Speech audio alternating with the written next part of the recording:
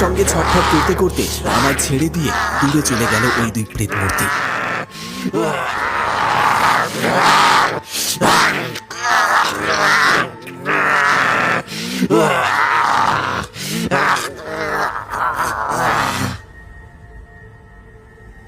তাদের চিৎকারে আকাশ বাতাস কেঁপে উঠেছে।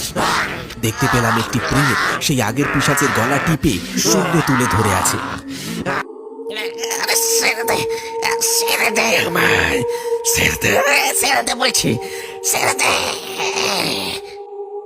অনেক চেষ্টা করেও আমি সেই ছায়ামূর্তির মুখটা বুঝতে পারছি না। পুরো শরীরের আকৃতি থাকলেও মুখটা শুধু জমাট বাঁধা কালো অন্ধকার। তবে সে যেই হোক, আমি স্পষ্ট বুঝতে পারলাম যে সে হয়তো আমার ক্ষতি করতে চায় না। হাতের ইশারা করে আমাকে বারবার পালানোর কথা বলছে সে। বাড়ি ফিরে যাও, ওখানে তোমার অনেক দরকার। যাও যাও, বাড়ি ফিরে যাও, চলে যাও, চলে যাও এখান থেকে।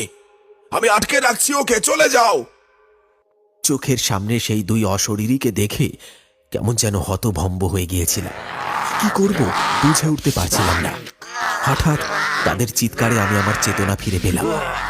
আমি আর সেখানে দাঁড়িয়ে না থেকে প্রায় দৌড়ে বাড়ি ফিরে এলাম। দেখলাম বাড়ির চারিপাশে অনেক লোকের ভিড়।